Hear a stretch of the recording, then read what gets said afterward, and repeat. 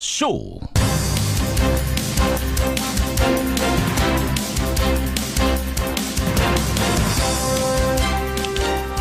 춥습니다. 12월 들어서자마자 맹추위가 기승을 부립니다. 애청자 여러분 안녕하십니까? 오늘 아침 설악산의 기온은 영하 19.5도, 서울도 영하 8도를 가리키고 있는데요. 바람이 불면서 체감온도는 영하 10도를 밑돕니다. 중부 지역에는 한파특보가 내려진 가운데 낮부터는 눈 소식도 있습니다. 단단히 준비하고 나서셔야겠습니다.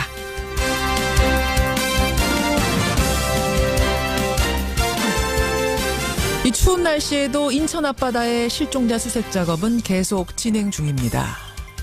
이번 사고, 조사가 진행되면 될수록 항해 부주의는 물론이고 해경의 초동 조치가 미흡했다는 점, 또 평소의 안전 불감증 등등이 복합적으로 일어난 인재라는 게 속속 드러나고 있죠. 이유 여하를 막론하고 우리의 생명과 안전에 관한 문제만큼 중요한 일이 또 있을까요? 이번만큼은 철저히 조사하고 철저히 대안 마련하고 철저히 매듭 짓고 가기를 바랍니다. 김현정의 뉴스쇼 출발합니다.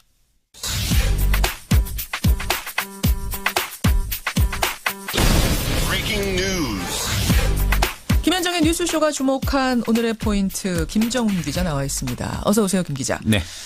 오늘 첫 번째 포인트 뭐부터 볼까요? 내년도 나라 살림 계획의 확정입니다.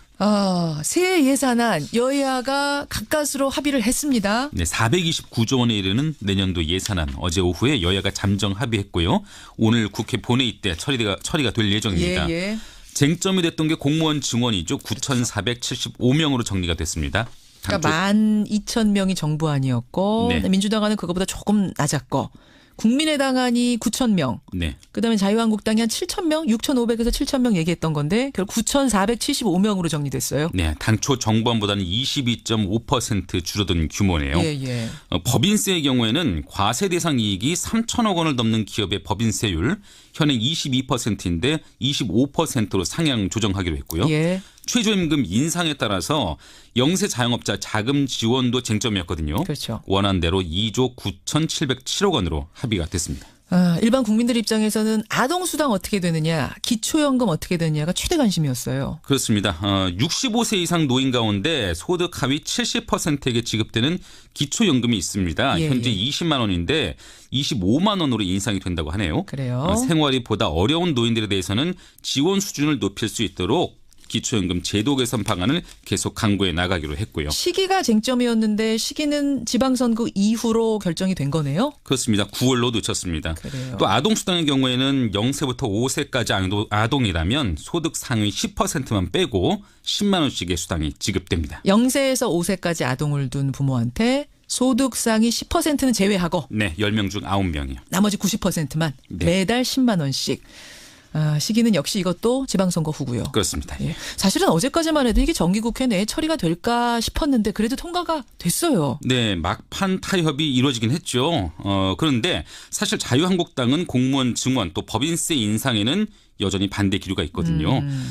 그래도 민주당하고 국민의당이 합의를 했기 때문에 오늘 국회 통과는 무난할 것 같은데 자유한국당 내 의원들의 반발은 쉽게 가라앉지 않을 것 같습니다. 자유한국당이 이걸 받아들여서 합의를 한 게 아니라 캐스팅 보트를 진 국민의당이 합의를 해주니까 어쩔 수 없이 오늘 합의가 돼버리는 상황이죠. 그러네, 될 수밖에 없는 이런 상황으로 가는.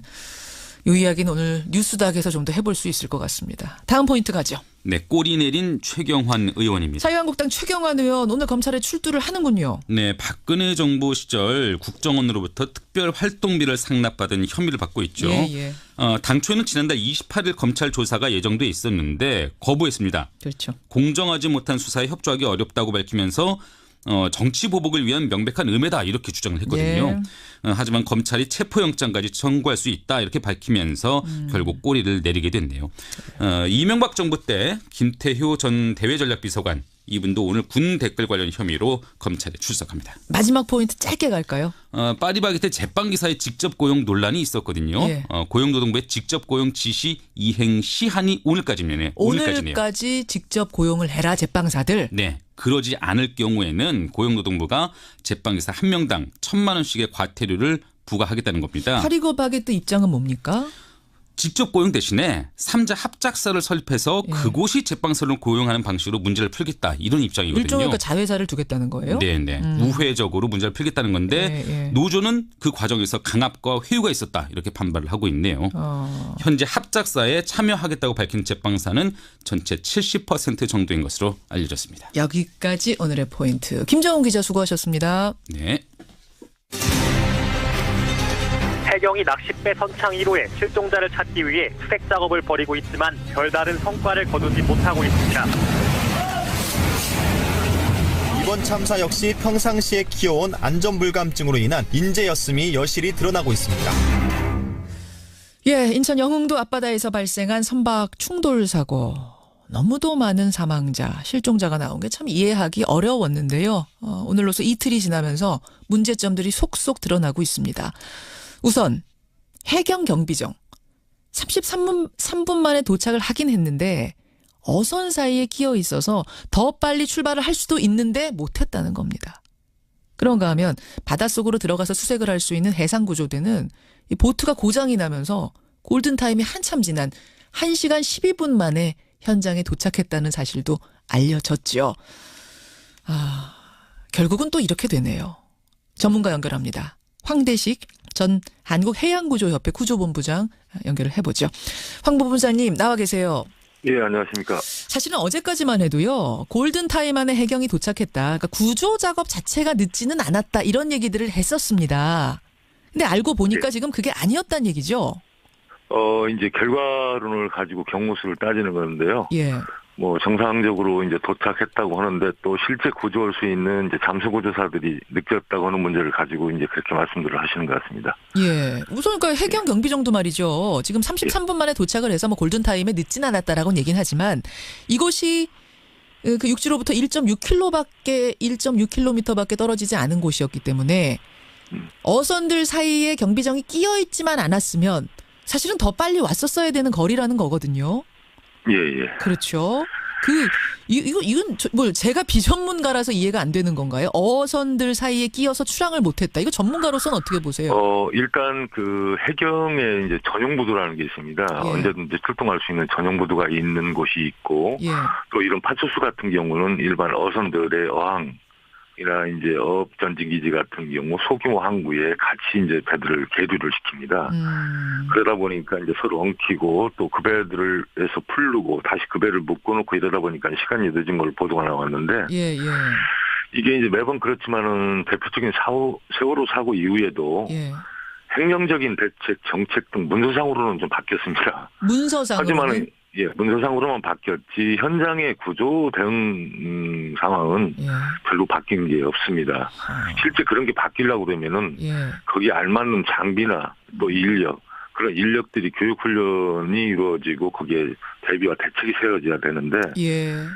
예, 윗선에서만 바뀌는 거죠. 매번 그렇습니다. 윗선에서만 바뀌는 거죠. 저희 예. 말이 허탈하게 들리는데 일단 어쨌든 해경 33분 만에 도착을 했습니다. 근데 이 배는 이미 선창 1호는 전복이 된 상태였죠.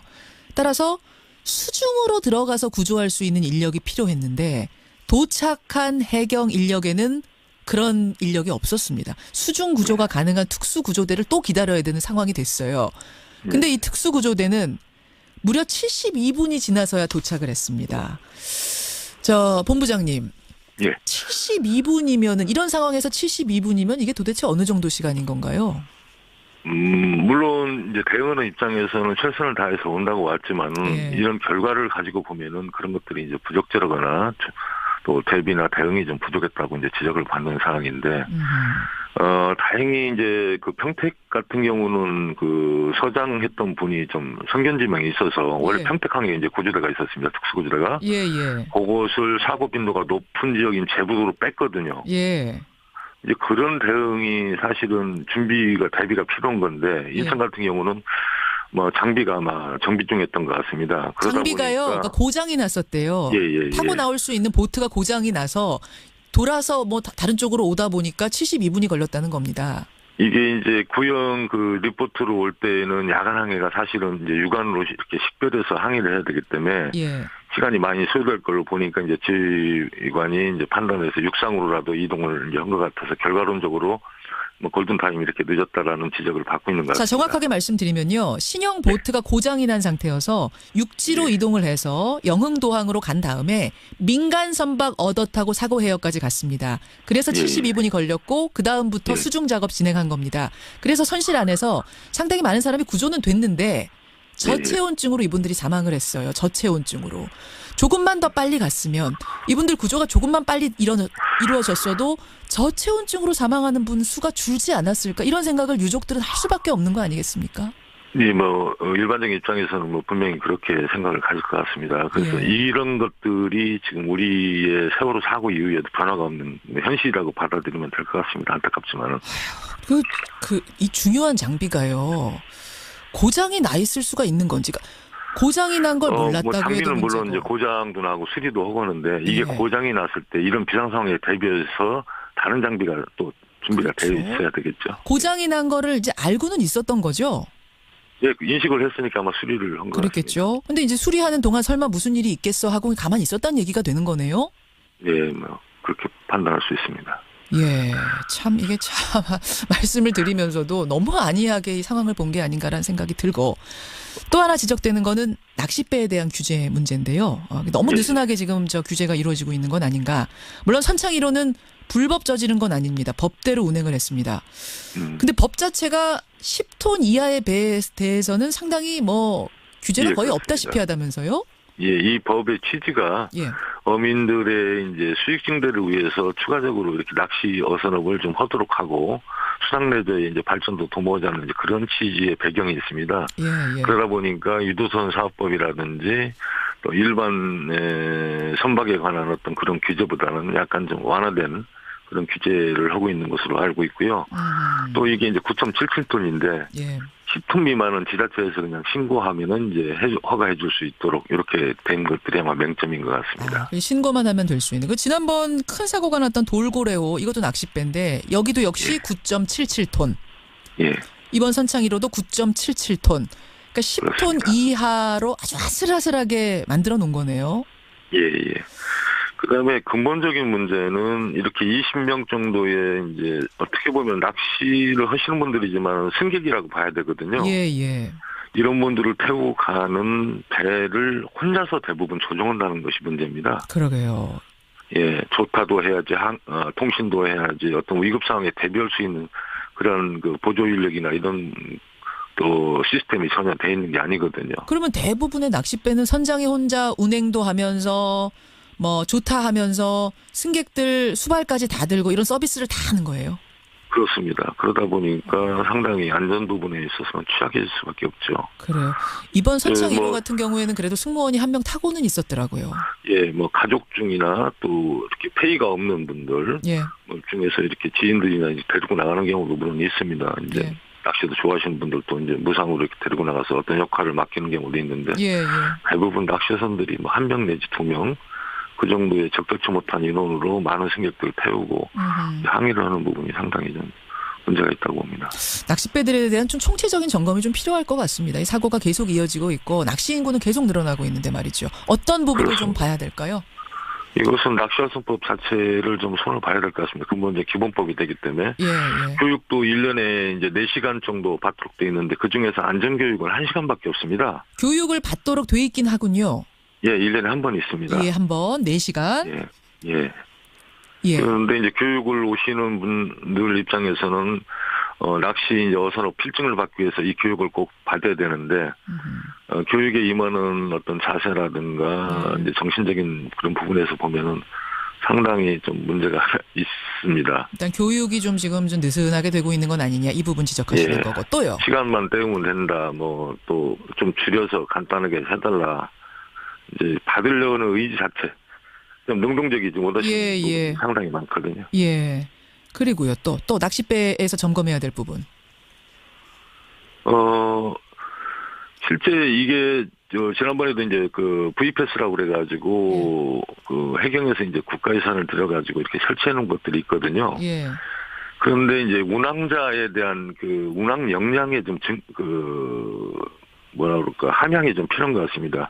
예를 들어서 내가 지금 황천에 어떤 위험한 항해를 한다든지 또 배가 고장이 나서 서 있을 때에는 그 VHF 무선도 있고 이제 그런 그 VPS 같은 것들을 SOS 누르면은 곧바로 연결이 되거든요. 그래서 예, 내가 예. 이런 상황이니까 내 주변을 지나는 항행하는 배들한테 좀 경고를 해두든지 나를 주의해서 피해가라든지 하는 것들이 사전에 좀 하는 그러한 그 선장들의 항해 능력을 좀 할망시킬 수 있는 교육이 좀 필요할 것 같습니다. 교육 부분을 지금 가장 강조해 주셨어요. 예, 저는 그것 말고도 뭐 선내 음주 문제라든지 혹은 그렇죠. 경쟁적으로 낚시 포인트를 먼저 선점하기 위해서 이 과속으로 하는 경우도 덜어 있다고 낚싯배 운행하시는 분들이 증언하시더라고요. 그런 부분도. 덜어 있는 게 아니고 지금 뭐 보편적인 그 현장의 사정이 그렇습니다. 그래서 이것은 어떻게 보면 시장 논리일 수도 있는데 예. 이런 것들을 해소하건 제도로 다 해소는 못 하거든요. 그래서 이제 교육을 통해서 피교육자들이 그런 인식도 좀 전환하고 알겠습니다. 안전에 대한 예. 인식을 새롭게 할 때만이 가능할 것 같습니다. 여기까지 말씀 듣겠습니다. 본부장님 고맙습니다. 예, 수고하십시오. 한국해양구조협회의 전 구조본부장이세요. 황대식 본부장이었습니다.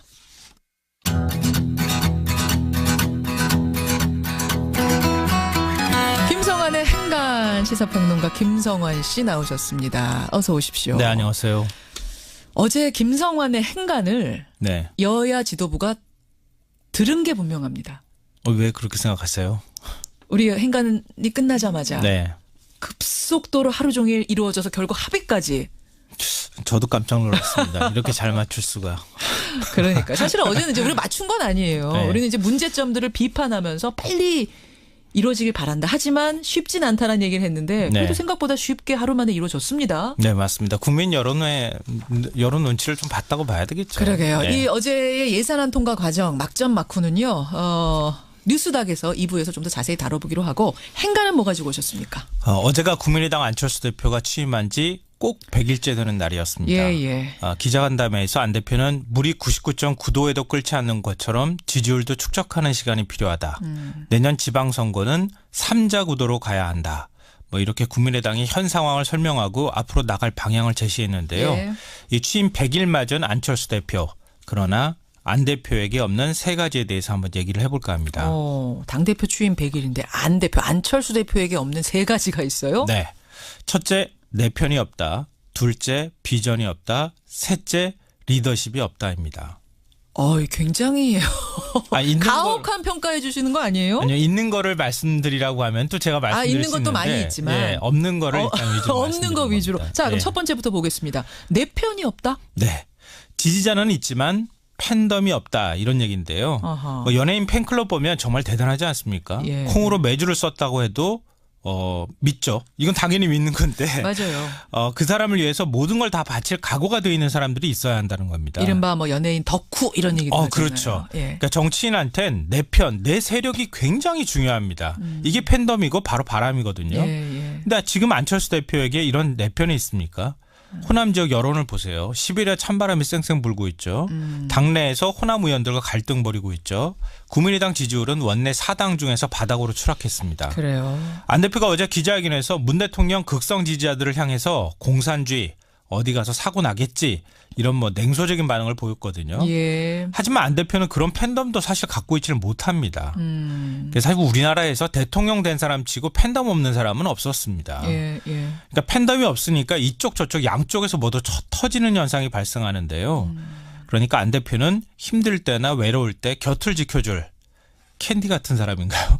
지지층을 확보해야 한다는 얘기입니다. 이른바 콘크리트 지지층. 네, 맞습니다. 그러니까 넓게 뭐 얕게 지지하는 층은 많을 수 있지만 그 얕은 지지층들은 언제든지 변할 수 있거든요. 그렇죠. 예. 근데 박근혜 전 대통령 때 보면은 이제 콘크리트 지지층 무슨 짓을 해도 변하지 않는 무조건 그 지지층. 믿어줄 만한 사람이 15%가 있었거든요. 네, 15에서 한 30% 이렇게 보는 네. 문재인 대통령도 콘크리트 지지층이 있는데 안 대표에겐 그게 부족하지 않느냐. 네, 맞습니다. 굉장히 냉철한 비판 오늘 이어지고 있습니다. 두 번째는요. 두 번째는 비전이 없다 이렇게 말씀드렸는데요. 비전. 이건 무슨 말이냐면은 구도만 있고 비전이 없다는 얘기입니다. 그러니까 정치인은 제가 꿈꾸는 세상 미래는 이런 겁니다. 이렇게 비전을 제시하고 국민을 설득할 수 있어야 하거든요. 예. 이게 바로 철학, 이념, 노선입니다. 그런데 요즘 안 대표 모습을 보면 선거 구도만 있고 안철수만의 비전은 없습니다. 요즘의 모습을 보면 네. 어제 안 대표가 내년 지방선거를 3당 구도로 가야 한다 이렇게 강조를 했거든요. 예. 선거 전략상으로는 맞는 말이에요. 5당 4당 체제보다 3당 체제가 되면 당연히 산술적으로 더 많은 표를 얻을 수 있고 당연하죠. 승리의 법칙도 만들기 쉽습니다. 예. 하지만 이건 어디까지나 선거 공학적인 얘기입니다. 정치공학적인 얘기다. 네. 지금 국민들이 안 대표한테 바라는 것은 안철수만 보여줄 수 있는 정치가 뭐냐. 이거를 궁금해하는 거예요. 철학이 뭐냐, 네. 이념이 뭐냐, 어느 방향을 향해 가고 있느냐 이걸 먼저 보여줘야 되는데 그걸 바라고 있는 거예요. 그러니까 안 대표의 극중주의 이거 이해하는 국민이 과연 몇 명 될까요? 그러니까 안 대표는 이런 애매모호한 말 하지 말고 보다 이해하기 쉽고 간단 명료한 정치 언어로 안철수식 정치를 보여줘야 한다는 겁니다. 사실 이제 안철수 대표한테 항상 따라다니는 게 너무 안개 화법을 쓴다 이런 얘기 많이 하잖아요. 아직도 그거 못 여전히 벗어난 것 그렇다고 같아요. 보세요. 예, 맞습니다. 아, 그래. 두 번째 없는 것, 필요한 것, 비전이다. 그럼 세 번째는요? 세 번째 없는 것은 바로 리더십인데요. 리더십. 어제 여야가 내년 예산안 합의했잖아요. 했습니다. 그 직후에 무슨 말이 나왔느냐. 국민의당 존재감은 갑인데 안철수 리더십은 안 보인다였습니다. 어제 사실은 예산안이 합의되는 그 과정을 통틀어 보면요. 국민의당의 승리다 이런 얘기가 나올 국민의당 정도로 하고 싶은 대로 했어요. 사실 다. 자유한국당이 진짜 한마디 못하는 상황이에요. 네, 맞아요. 그런데 그 상황 속에서도 대표가 안 보인다. 네. 안 대표가 어제 말했듯이 20년 만에 강력한 캐스팅 보트가 등장해서 국회 공전이 사라지긴 했습니다. 예. 근데 이상하죠.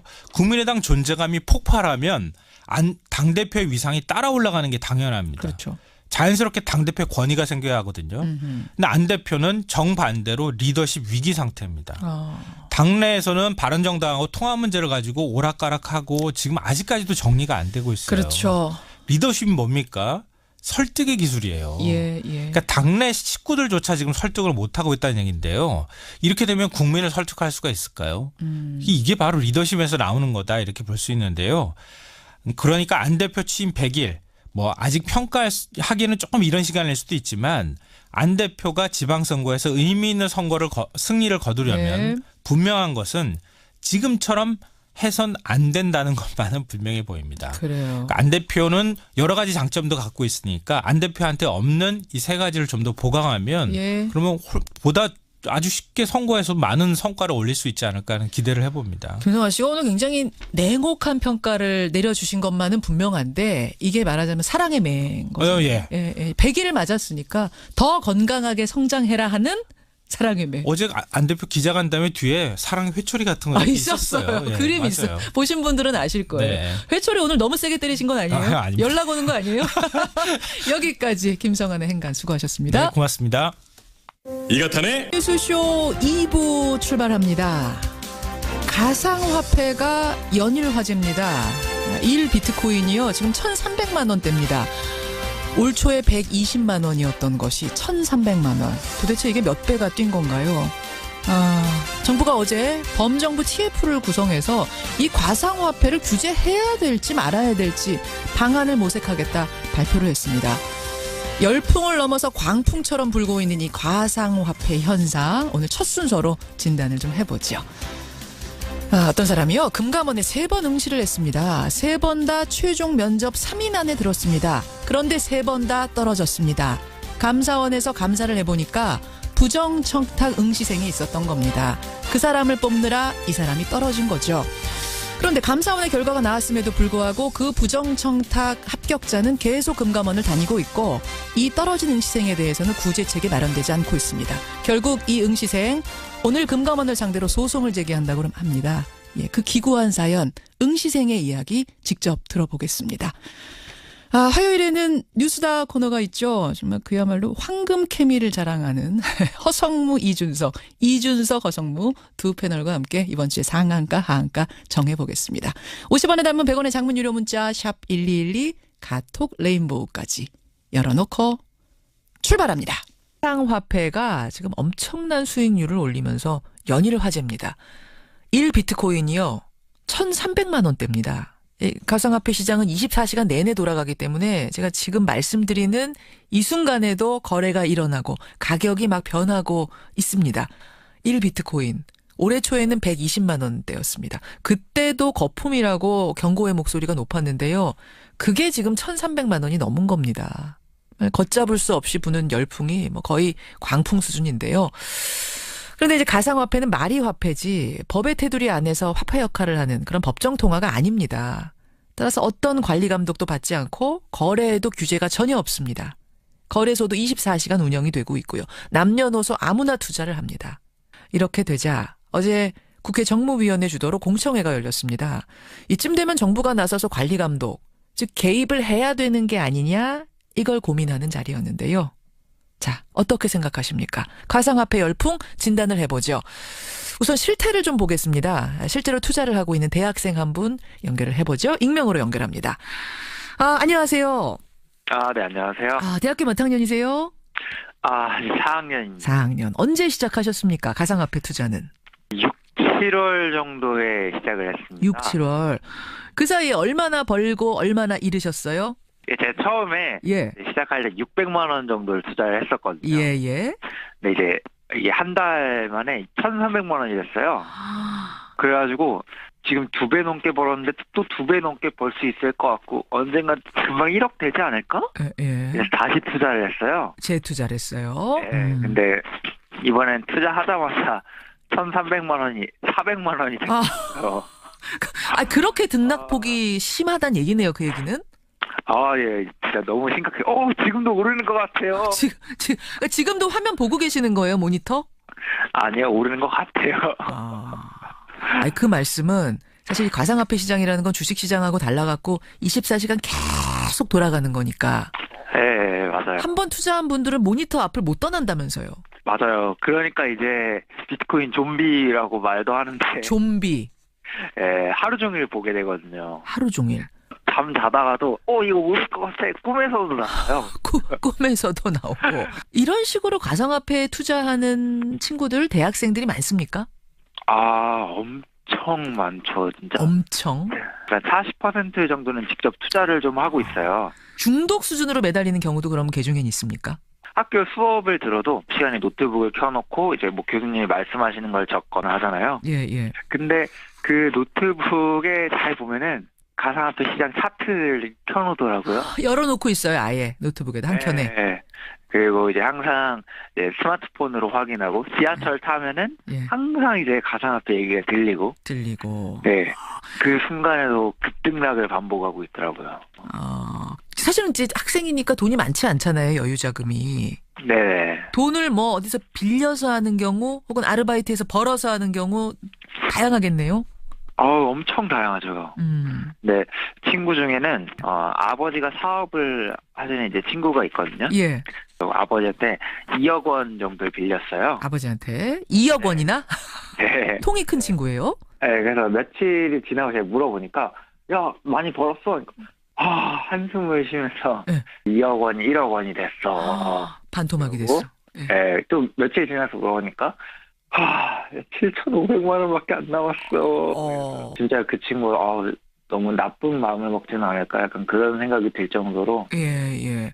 좀 큰 돈을 잃는 사람도 정말 많아요. 그렇죠. 또 어떤 경우 보셨어요? 나 뭐 지금 잠깐 돈이 없는데 뭐 30-40만 원만 좀 빌려주면은 내가 그러면 2배 벌어서 갚아줄게. 그만큼 말이 되기도 하는 게 하루 만에도 막 수십 배씩 오르기도 하고 그러거든요. 하루 만에 수십 배가 오르기도 해요? 네, 그런 것도 있어요. 이게 참 100만 원 정도를 투자했는데 벌써 억대를 번 친구들도 있고 요즘 진짜 그런 친구들 많습니다. 그래요. 알겠습니다. 실태 잘 전해들었습니다. 오늘 고맙습니다. 네. 예, 대학가에도 불고 있는 가상화폐 열풍. 대학생 한 분을 연결해서 생생하게 들어봤습니다. 대학가뿐이 아닙니다. 직장인들, 주부, 심지어는 노인분들도 이 가상화폐에 투자하고 있답니다. 이런 상황이다 보니까 이 규제를 하느냐 마느냐가 정부의 고민거리입니다. 가상화폐를 규제하다 보면 이게 마치 제도권 화폐 같은 시그널을 줄 수 있어서 더 문제가 불거지는 게 아니냐. 그렇다고 규제를 안 하자니 부작용이 속속 나타나고 있기 때문에 어찌해야 될지가 고민스러운 거죠. 전문가 연결합니다. 동국대학교 블록체인 연구센터 센터장이세요. 박성준 센터장 연결을 해보죠. 박 센터장님 안녕하세요. 예, 안녕하세요. 가상화폐 이 열풍을 넘어서 광풍이다 이렇게 표현할 만합니까? 예, 그렇죠. 제가 봐도 광풍입니다. 그래요. 예. 하루 거래량도 1조 원을 돌파했다 이런 얘기 들리더라고요. 예, 제가 들은 바로는 아마 그 코스닥 시장 거래 규모보다 많다고 들었거든요. 1조가 아니고 한 2, 3조 정도라고도 얘기를 하고 있습니다.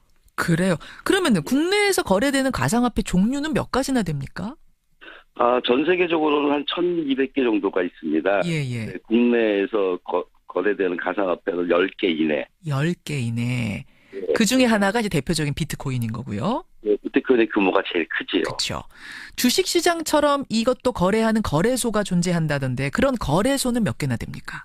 현재 거래소는 한 5개 정도 되고요. 거래소를 준비하고 있는 데는 한 20개 이상 되는 걸로 알고 있습니다. 이게 그냥 등록만 하면은 아무나 열 수 있는 거라면서요? 거래소란 걸.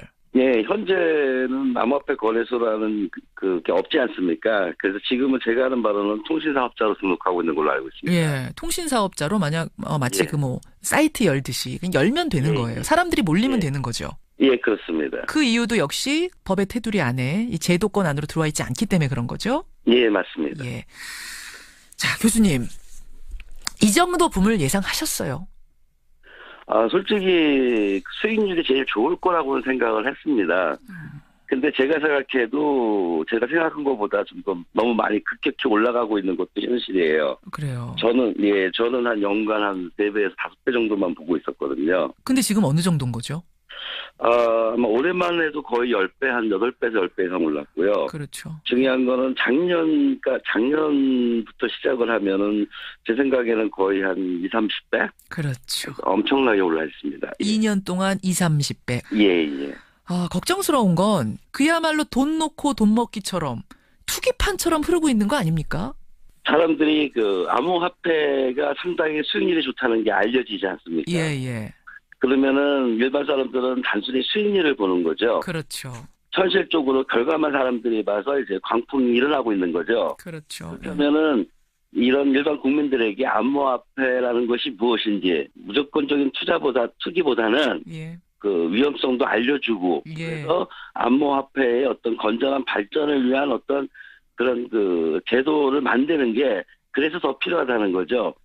지금 이제 전문가는 계속 암호화폐라는 말씀을 쓰시는데 여러분 가상화폐를 일컫는 다른 말입니다. 다만 가상화폐가 좀 너무나 이제 도토리 예전에 그 사이버 세계의 도토리 같은 느낌을 주는 게 있어서 전문가들은 암호화한 화폐다, 암호화폐라고 부른다고 합니다.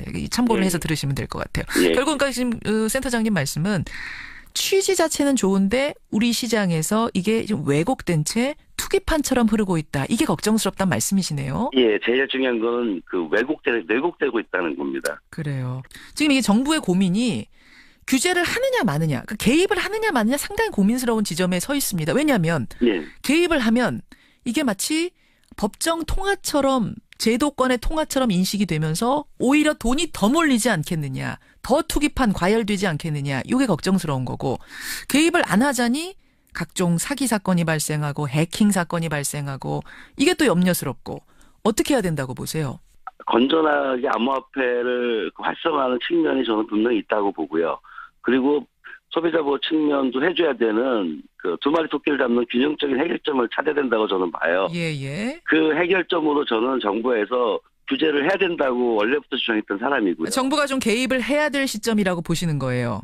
늦었다고 저는. 늦었다고 보세요? 아니 근데 정부가 지금 개입을 할 근거가 없지 않습니까? 이 가상화폐라는 거는?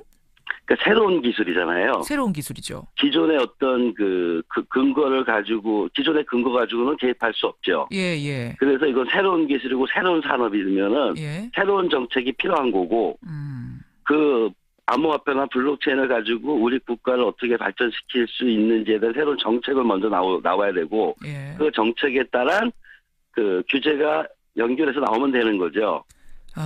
이게 지금 어떤 전 세계적인 흐름인데 이걸 우리가 따라가지 못하고 이게 거품이 터져버리면서 피해자만 양산하는 뭐 이런 꼴이 될 거라고 보시는 거예요?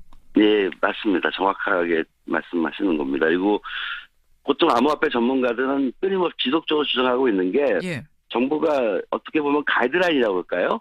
규제를 해야 된다는 걸 끊임없이 주장을 하고 있습니다. 정부가 개입할 수밖에 없다. 그러니까 이거를 지금 이게 그쪽 세계는 몰라. 우리가 개입하는 순간 이게 더 활성화될 거야. 인정하는 게 될 거야. 라면서 손 놓고 있는 순간에도 피해자는 계속 양산이 되고 이 시장은 왜곡된다 이 말씀이세요?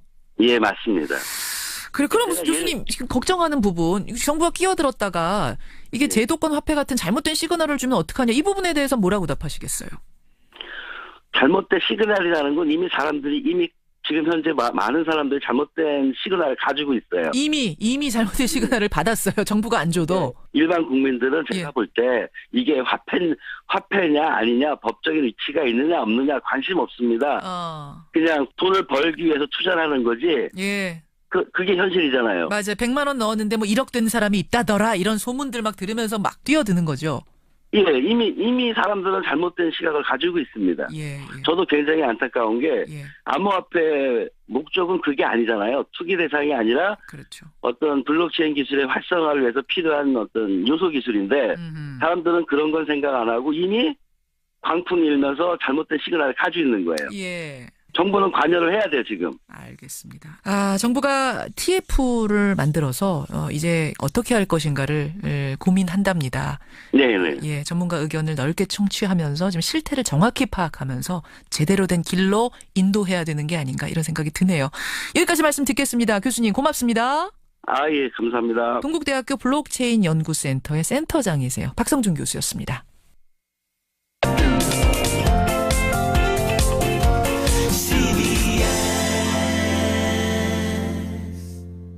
금융계 검찰 하면 바로 금융감독원이죠.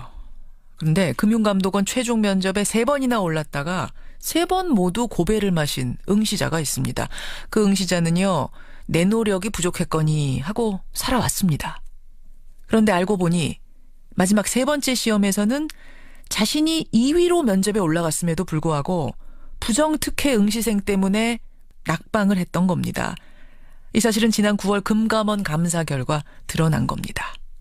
그런데 부정청탁은 사실인데도 본인이 구제받을 길은 없다는 걸 알게 됩니다. 결국 금감원을 상대로 오늘 피해보상 소송에 나서기로 결심을 했답니다. 직접 만나보죠. 익명으로 연결을 해보겠습니다. 안녕하세요. 나와 계십니까?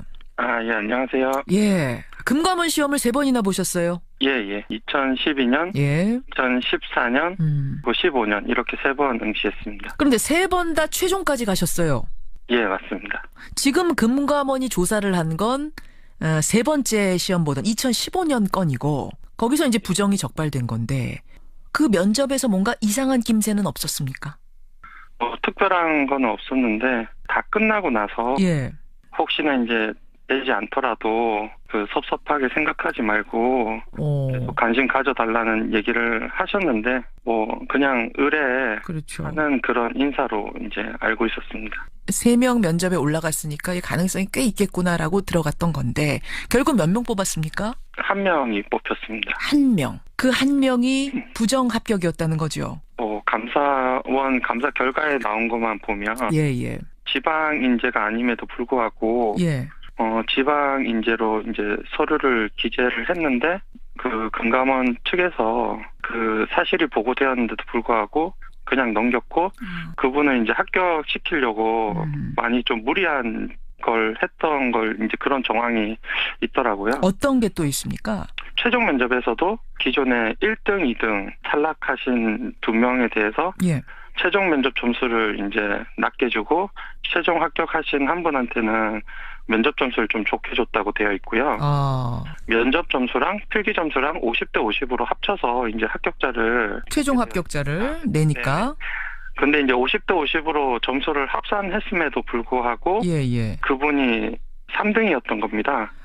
그 최종 면접의 면접 점수를 그 사람 것을 확 올려줬는데도 불구하고 최종점을 내니까 뒤집지를 못했어요, 그 사람이. 그러니까 필기 점수 차이가 많이 났네요. 1, 2등하고 3등이.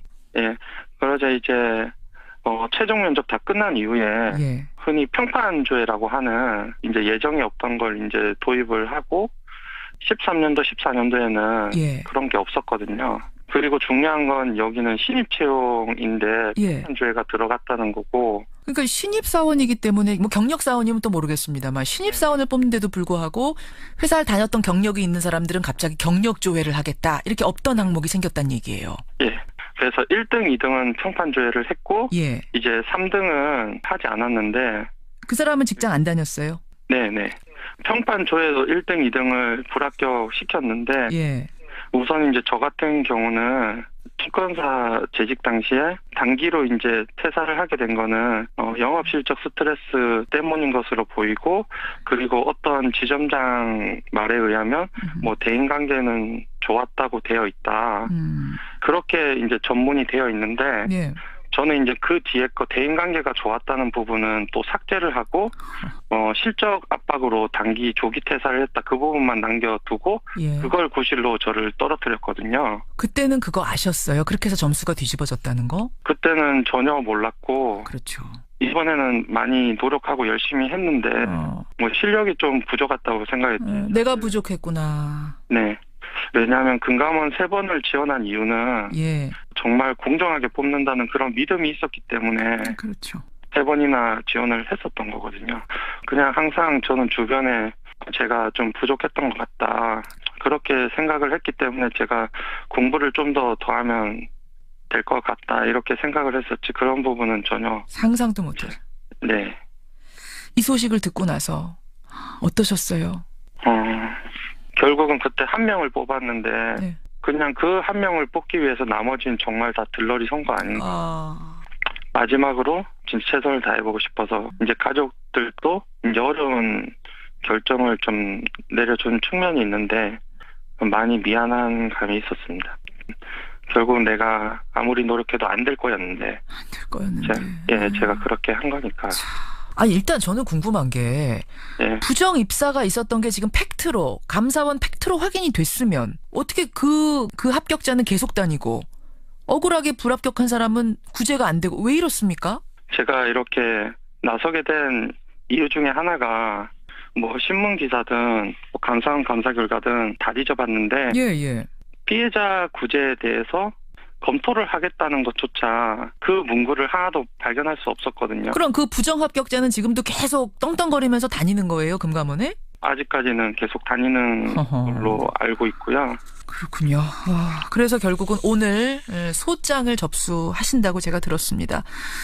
근데 금감원을 상대로 소송 진행한다는 게 이게 사실 약자 위치에서 쉬운 결심은 아니셨을 것 같은데. 저도 사실 뭐 고민이 많았고 뭐 큰 이제 기간이잖아요. 골리앗이죠. 예. 그런데 이제 그런 일자리에서 이제 일을 하고 싶어서 노력하는 그런 많은 청년들이 있는데 저희는 피해 사실이 드러났음에도 불구하고 구제 받을지 안 받을지도 아직 확실치도 않고 이제 앞으로 취업 준비생들이 공정하다는 믿음 아래서 좀 준비를 했으면 하는 바람에서 뛰어다니고 잘하셨습니다. 준비를 하게 되었습니다. 그 많은 취준생들을 위해서라도 내가 이 문제점은 한번 짚고 넘어가야겠다, 개선해야겠다 생각을 하신 거예요. 근데 결혼하셨다면서요? 네. 자녀도 키우시고. 네. 아빠가 몇 년째 취준생인 거네요? 네, 뭐 지금. 네. 이 소송 사회 정의를 찾아가는 과정이네요. 힘내시고요. 네. 1심 결과 나오면 저희한테 꼭 알려주시기를 부탁드립니다. 예. 고맙습니다. 네, 감사합니다. 오늘 금감원을 상대로 소장을 제출하는 분이었습니다. 정모 씨 만나봤습니다.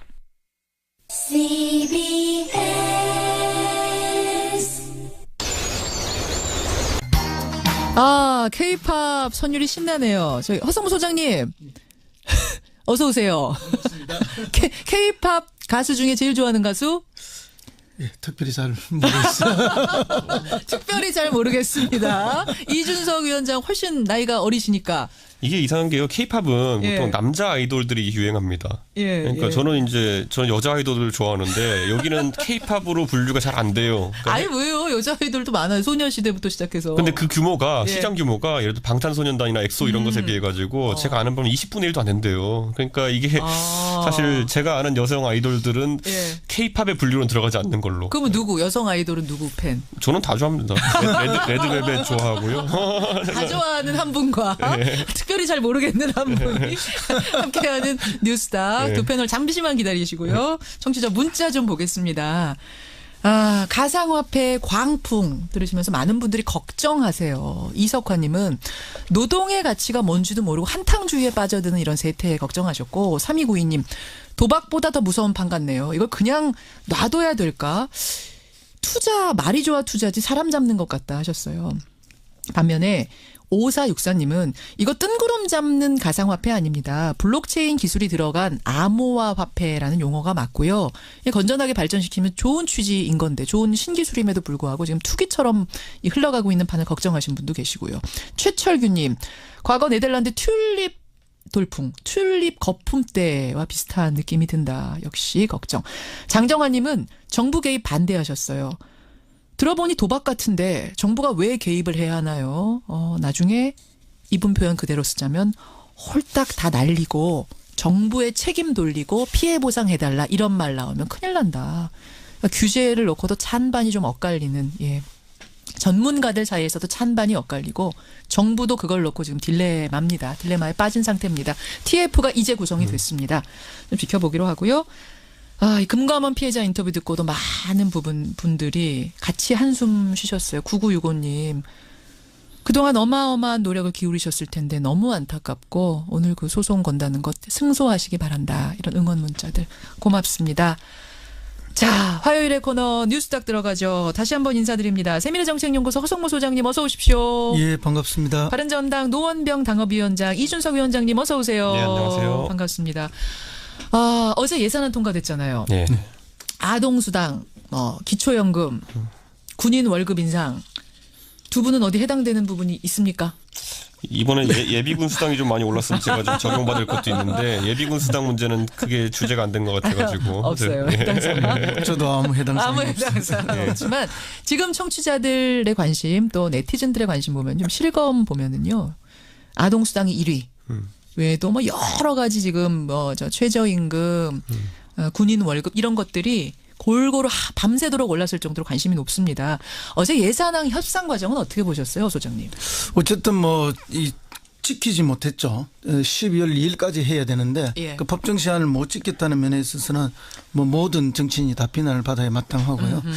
다만 이제 그 협상 과정을 보면은 결국 이제 국민의당이 상한가가 됐죠. 그러니까요. 그런데 국민의당은 상한가가 됐는데 그 당의 대표는 하한가인 것 같아서 좀 씁쓸한 느낌이었는데. 아까 행간에서 지적했어요. 예. 그런 느낌이었는데 어쨌든 결국은 이제 그 국민의당이 챙길 걸 싹 다 챙겼어요. 호남 그 무한공항을 경유하는 KTX라든지 그다음에 여러 가지 명분들을 다 챙겨갔는데 자유한국당은 거의 패싱 수준이잖아요. 한국당 패싱이라는 얘기가 나오더라고요. 그럴 수밖에 없습니다. 하나도 못 챙겨가. 그리고 원래 이 전략이 그런 전략이 될 수밖에 없는 게요. 이 민주당 쪽에서는 여러 명이 같이 이렇게 협상을 하게 되면은 그 두 요구를 다 받아줄 수가 없거든요. 없으니까. 협상 자체가 안 돼요. 그러니까 협상은 양자 협상을 해야 돼요. 결국은 그렇게 되면 국민의당이 땡기기가 수월하고 캐스팅보트 주었습니다. 그럴 수밖에 없습니다. 그렇게 되면은 한국당은 초조해지고 밀려날 수 다급해지는 거죠. 그러니까 어제 발표문을 발표하는 과정을 보면은 정우택 원내대표의 얼굴이 굉장히 이그러져 있죠. 맞아요. 그리고 나머지 다른 사람들은 아주 밝고 이제 그걸 상징적으로 보여주는 장면이라 생각합니다. 이게 자유한국당이 제 꾀에 제가 넘어간 게 뭐냐면은 제가 예전에 이제 의원 빼가기 할 때 자유한국당에서 바른정당 그때 지적했던 게 뭐냐면 교섭단체가 4개면은요 2대2 구도가 나올 수 있어요. 교섭단체 협상할 때. 그런데 지금 보면 어쨌든 자유한국당 입장에서는 홀로 된 거 아니겠습니까? 그렇죠. 의석수는 둘이 합쳐서 똑같은데 교섭단체 수가 2에서 하나로 줄었어요.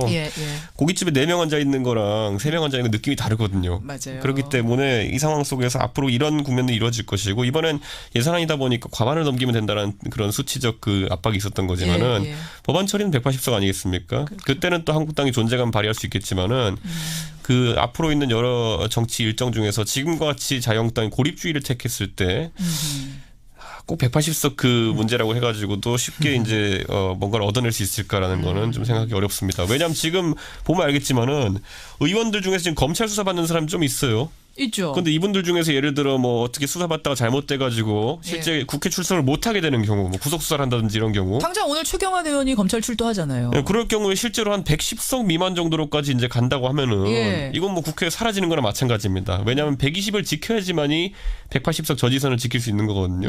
그런데 이제 어떻게 될지 한번 지켜봐야 될 것 같습니다. 그래요. 자유한국당 오늘 저 의원총회에 가서 정우택 원내대표가 어제 합의에 대해 설명을 한다는데 항의가 거셀 거라고 합니다. 하지만 방법 없는 거죠. 그렇죠. 어제 이미 거셌고요. 어제도 거셌고. 그래서 오늘 다시 한다는데 더 거세지 않겠습니까? 그러나 방법은 없는 상황. 이미 표결에 들어가면은 변수가 안 된다 이렇게 봅니다. 오늘 상한가 하한가 다 정해진 거 아니에요? 이렇게 되면 상한가 국민의당 하한가 자유한국당 같은 느낌인데 보겠습니다. 상한가 허성무 소장님 누구 골라오셨어요? 예, 저는 청와대 국민청원 코너를 상한가로 골랐습니다. 청와대 청원 코너 이준석 위원장. 저는 김명수 대법원장을 뽑았습니다. 상한가로. 우선 청와대 청원 코너. 정확히는 청와대 홈페이지 내에 국민청원 게시판 이걸 상한가로. 그렇죠. 왜입니까? 예, 지금 우리 사회에서 이슈가 되는 모든 것들은 이 코너에 지금 청원이 다 되고 있습니다. 그리고 잘 아시다시피 낙태죄 폐지 청원이 있었고요. 그다음에 지금 조두순 석방이 곧 일어나잖아요. 그래서 이 석방을 반대하는 청원이 있죠. 청원. 그다음에 술 먹고 죄지었을 때 그 죄를 좀 감형해 주는 것을 주치 감형이라는데 이제도 안 된다는 청원 들어와 있고 최근에 이제 굉장히 떠올랐던 그 근역 외상센터 지원 청원 있었죠. 지원 청원도 있었어요. 그다음에 또 최근에 그 뭔가면 아까 제가 아이돌 그룹 잘 모르는데 실제 잘 몰라요. 근데 이 엑소라는 그룹이 있는 것 같아요. 이 팬들이 어느 시상식에서 이 굉장히 이 그룹이 상을 많이 받아야 되는데 상을 별로 못 받은 모양이에요. 그러니까 시상식 자체 없애라는 청원도 와 있고. 마마 시상식이라고 젊은 층들은 알 거예요. 이거 근데 심지어 한국에서 하지도 않아요, 이거. 그 시상식 없애라 이런 청원이 올라왔을 정도로. 이거 한국이 아니라 청와대. 홍콩에서 하고 이런 행사인데 이걸 없애달라는 거죠. 그리고 이제 또 유명한 그 우리 탤런트였던 박수진 씨 결혼해서 아기 낳았는데. 배용준 씨 부인. 그 또 이제 뭐 특별한 혜택이 있은 거 아닌가 해가지고. 병원 특혜 받았는지 조사해 주세요. 청원. 그러니까 이게 이제 모든 관심 사항이나 주요 이슈들에 대해서 청원이 다 올라오니까 그만큼 이제 국민들이 자기 의견을 내놓을 수 있는 그런 이제 공간, 장이 마련됐다는 점에서는 굉장히 바람직하다 봅니다. 그러나 이제 사실은 이것도 청와대가 다 해결할 수 있는 게 아니거든요. 그러니까요. 뭐 어떤 거는 입법을 통해서 국회가 해결해야 되는 것도 있고 또 어떤 거는 사법부의 판단에 대해서 불만을 가진 것도 있는데 그건 청와대 몫은 아니죠. 또 설사 행정부의 일이라 하더라도 그 또 뭐 이렇게 다 할 수 있는 건 아닙니다. 다만 이제 청와대가 장을 마련해 준 게 훌륭한 일이고 또 소통의 장. 그렇죠. 얘기할 수 있는 장. 또 중요한 것은 뭔가 하면은 해결되지 않는다 하더라도 정성을 다해서 답변을 해주는 것은 그런 국민들 그 제기했던 사람들이 나에게도 어떤 관심이 있고 국가가 응답하구나 하는 이런 걸로서 충분하거든요. 그렇기 때문에 아주 좋은 기능이라고 봅니다. 근데 이 답은 굉장히 하기가 어려울 것 같아요. 제가 오늘 아침에 들어가 봤거든요. 5만 7천 개 이상의 청원글이 올라와 있는데 그중에는 국회를 해산시켜 주세요. 이런 청원도 올라와요. 그러니까 별의별 청원이 다 있어요. 저는 그러니까 소통 창구로서 이게 역할을 하려면요. 결국에는 안 되는 걸 왜 안 된다는지 국민에게 납득시킬 정도의 권위가 되면 이게 소통 창구가 됩니다. 그런데 예를 들어 지금까지 SNS로 소통한 정치인들도 그렇지만은 보면은 한 10개 글이 올라오면요. 자기가 답하기 좋은 건 3개만 답하면은 보통 소통 잘하는 정치인 소리 들었어요, 지금까지.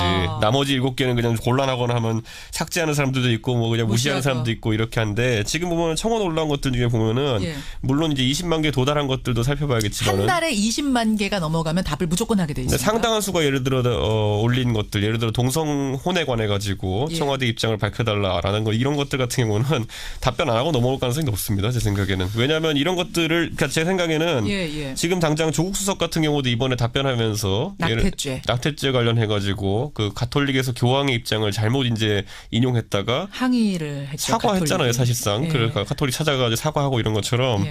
이게 상당히 곤란한 지점들이 많기 때문에 그때 왜 교황 말을 인용했겠습니까? 본인들의 논리로 풀 수 없으니까 교황 말을 인용해가지고 어쨌든 대답해 보려고 한 거거든요. 그런데 잘못 인용해가지고 교황께 아주 이제 뭐 좀 불경스러운 이런 이 지점 허성무 소장님 어떻게 생각하세요? 그러니까 이게 답변을 하긴 해야 되는데 뭐 신이 아닌 이상. 예를 들어 조두순 답변하기 쉽지 않은 조두순 출소 지금 아까 조두순 법 개정이라는 얘기로 나왔지만은 사실 하신 분들의 심리는 뭐냐면은 조두순이 나오지 못하게 해달라는 거예요. 근데 그게 사실 청원도 있었거든요. 근데 그걸 어떻게 대응할 것이냐. 이쪽으로 답하면은 곤란한 지점이 있고 저쪽으로 답하면 또 다 곤란한 지점이 있고. 그거는 이제 지나치게 그렇게 이제 갈등이 있는 사안에 대해서 그렇게 판단하는 건데 아무리 갈등이 있는 사안이라도 예를 들어서 조두순 그 석방을 막아달라는 청원 같은 경우에 우리나라 법 체계에서 불가능한 것이거든요. 한번 처벌받은 것을 다시 이중 처벌할 수가 없습니다. 그런 것에 대해서 충분한 설명을 해드리고 또 미래에 이것을 방지하기 위해서 이제 새로운 법을 개정한다. 그러니까 결국 그게 주치 감형의 문제였거든요. 그러면 오히려 지금 그 우리 사회의 음주에 대해서 너무 관대한 부분을 이제는 끊어내는 새로운 문화 정착도 필요하고 이런 방향의 대안 제시를 하면 됩니다. 오히려 주치 감형이 아니라 주치 가형을 할 수도 있는 것이거든요.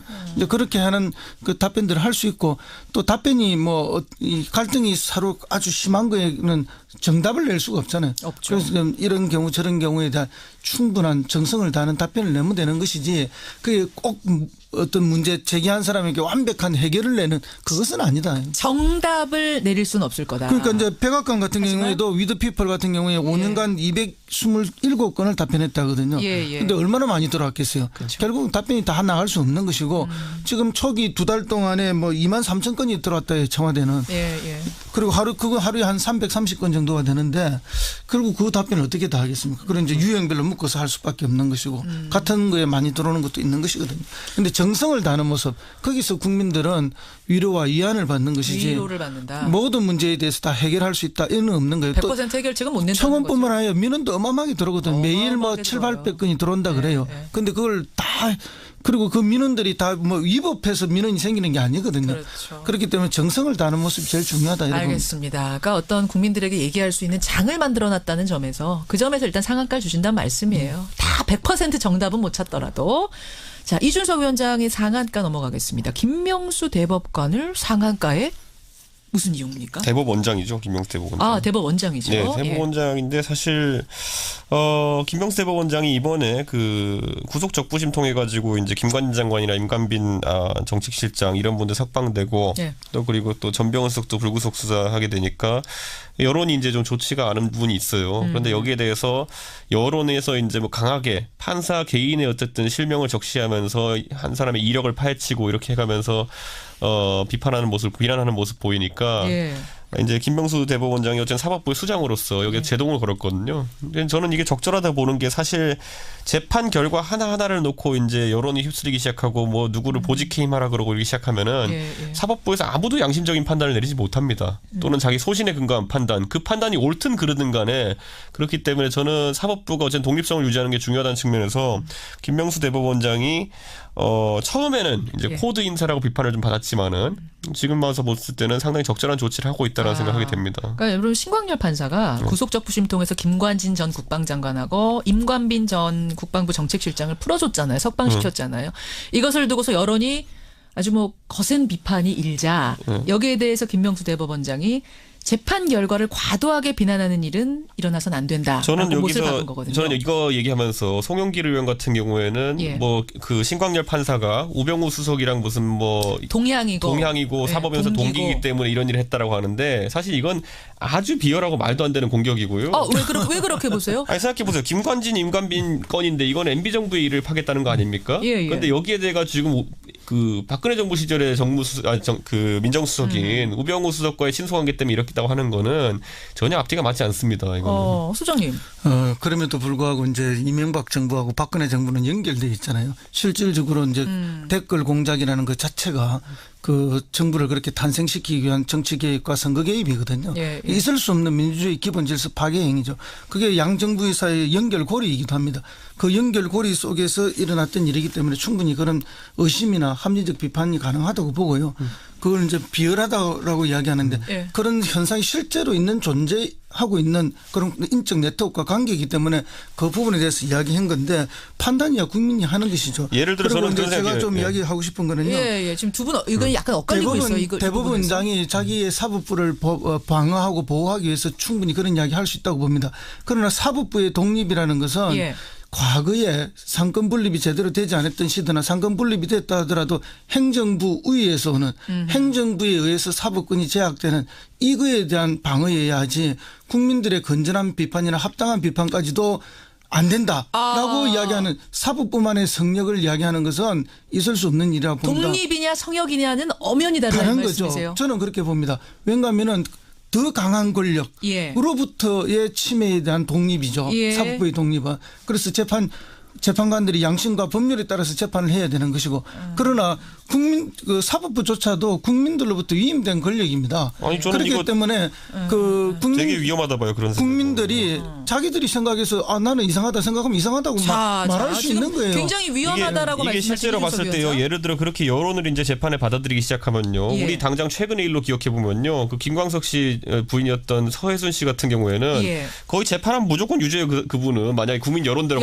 간다면. 그거하고는 전혀 다른 거죠. 그러니까 제가 봤을 때 여론이 만들어지는 거하고 여론 재판을 해라는 왜 이렇게 거는 얘기하냐면요. 완전히 다른데 그걸 지금 시점에서 실체적인 진실이 밝혀진 다음에 보면 그게 얼마나 뭐 굉장히 위험한 행동이었는지 알 수 있는 것처럼 여론이 어쨌든 이런 게 있어요. 그러니까 사건 기록이라든지 아니면 재판 과정에 있었던 일들은 여론은 잘 알지 못합니다. 그 상황 속에서 피상적으로 이제 언론을 통해서 보도된 것들을 통해 가지고 가치 판단을 내리거든요. 이 재판 결과가 왜 이렇게 나왔는지를 모르는 상황에서 그에 반해서 이제 법관이라든지 아니면 검찰 같은 경우에는 상당히 본인들이 상당한 수사 기록이나 아니면 재판 기록을 가지고 이제 판단하는 것이기 때문에 우리가 그분들한테 이제 위임한 것이거든요. 지금 당장 신광렬 판사만 하더라도 제가 만약에 우병우 수석에 대해 가지고 이분이 어떤 판단을 했을 때 그분이 동양 관계가 이랬다 그러면은 저는 상당히 저도 그것도 불합리하다고 보고 예를 들어 판사 교체 등을 했었어야 된다 보는데 그게 아니라 전혀 연관관계가 없는 것으로 보이는 인물들에 대한 이 판단을 가지고 뭐라 하는 건 저는 상당히 위험하다. 자, 허 소장님 어떻게 보세요? 아니요. 국민의 여론을 갖다가 위험하다라고 말하는 것만큼 위험한 것은 없다고 봅니다.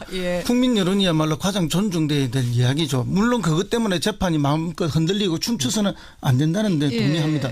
그런데 대법원장이 국민 여론마저도 막으려 하는 방식으로 이야기되는 거는 저는 그건 옳지 않다고 보고요. 물론 이제 대법원장은 수장이기 때문에 자기 조직을 보호하기 위해서 당연히 이런 이야기를 할 수는 있다고 봅니다. 그다음에 이제 제가 좀 하나 더 말씀드리고 싶은 것은 뭐 바로 제 한가로 들어가면요. 신광렬 부장판사가 그러면은 재판 기록을 보고 더 많은 증거를 가지고 이야기를 했다면 그럼 그 이전에 구속영장을 발부한 그 판사는 그럼 그런 증거가 없었습니까? 똑같은 증거를 가지고 이야기한 거예요. 그러니까 열흘 만에 왜 달라졌느냐. 그리고 실질 앞에 앉혀놓고 신문을 더 많이 했고 그런 면에서 보면 오히려 구속영장을 발부했던 판사가 더 증거주의와 더 많은 객관성을 가지고 했지 않았느냐. 그 부분에 대해서 판사가 설명을 해야 될 의무가 있고 국민은 물어볼 권리가 있다. 그래서 이제 구속 적부심은 지금까지 어떻게 운영됐나 하면은 이제 사정의 변경이에요. 처음에 구속할 때 어떤 구속할 사안이 있었는데 이후에 그 사정이 변경됐을 때 더 이상 구속할 필요가 없다는 것을 판단해서 내보내주기 위한 적부하냐 적당하냐를 보는 건데 지금 이 경우에는 사정의 변경은 전혀 없었거든요. 사정의 변경은 없었는데 결국은 이제 뭐 유죄 여부 사정 변경 없이 어떻게 석방이 됐는가 가능하냐. 그러니까 지금까지는 그런 경우가 없었다는 거잖아요. 이례적이라는 그래서 이제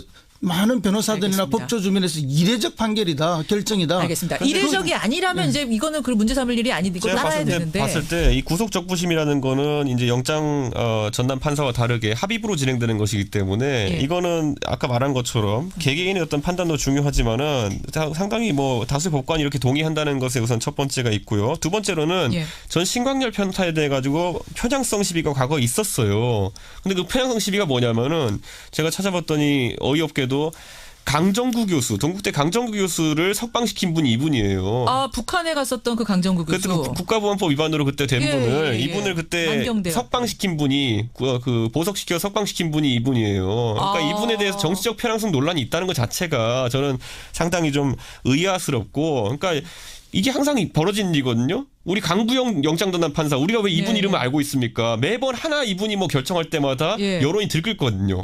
자기가 구속시켰으면 하는 사람은 구속시키면은 또 칭찬하고 정이고 풀어주면은 적폐냐 나쁜 사람 되고. 그 말씀이신 거죠? 지금 여러분들이 기억 못하고 있는 분들도 있겠지만은 자 여기에 대해서 그러면 허 소장님 답변 듣겠습니다. 물론 이제 법관이 법과 양심에 따라서 판단한다로 되어 있지 않습니까? 그래서 그 법관의 결정을 우리가 대개 국민들이 존중하고 있습니다.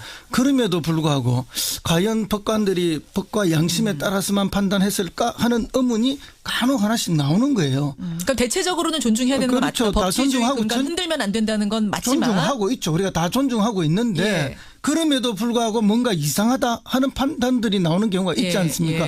이제 이 경우에는 그런 판단에 속한다. 왠가하면은 그럼 두 명의 법관이 하나의 사안을 놓고 판단했는데 그러면 누구는 그럼 법과 양심을 지켰고 누구는 법과 양심을 지키지 않았느냐. 물론 판단이 다를 수가 있죠. 근데 이제 이준석 위원장님의 얘기는 그런 지적이 너무 잦다는 거예요, 요새. 허 소장님처럼 이례적인 그 경우에만 해당되는 게 아니라. 아니 예를 들어 강부영 판사 아까 얘기했지만 그래서 내가 말씀드리고 싶은 건 뭔가 하면 이 건을 또 다른 건에 이야기로 물타기 하면 안 된다는 거죠. 그러니까 강부영 판사 제가 얘기하는 게 뭐냐면 이분 처음에 정유라 풀어줬다고 정유라 구속 안 시켰다고 엄청나게 이제 적폐 판사로 찍혔던 분이거든요. 나중에 이분이 박근혜 대통령 구속시켰어요. 그러니까 이게 이거 왔다 갔다 하는데 이걸 가지고 성향이 있다고 판단하는 것 자체가 좀 오해라는 겁니다. 이 두 분의 의견 여러분 이해가 되시죠? 그러니까 이례적이고 잘못된 것에 대해서 국민이 따끔하게 지적해야 한다. 아무리 법원이어도 성역 아니다라는 게 허준석이 아니라 허성무 소장님 의견이시고 이준석 위원장님의 의견은 그런 게 너무 잦다 요새. 이러면 이렇게 하면 적폐, 이렇게 하면 정의 너무 흔드는 것 아니냐. 여러분들 의견 보내주시고요. 시간이요. 이준석 위원장 네. 하한가를 말만 하세요. 그냥. 정부 안보 라인입니다. 이번에 ICBM 발사한 다음에 중국 하는 말 다르고 미국 하는 말 다르고 우리 하는 말 다릅니다 지금. 그래요. 여러분 무슨 말씀이신지 아시겠죠? 오늘 두 분이 지금 법원의 구속적 부심 석방 문제를 놓고 뜨겁게 붙었습니다. 청취자 한 분께서 바로 이 두 분의 팽팽한 토론이 뉴스쇼를 듣는 이유다. 뉴스닥을 듣는 이유다. 이런 평가를 해주셨어요. 건전한 토론 필요합니다. 소통 필요합니다. 두 분 고생하셨고요. 나가실 때는 어느 때처럼 여느 때처럼 손잡고 나가시고. 뉴스닥 화성부 소장 이준석 위원장이었습니다. 고맙습니다.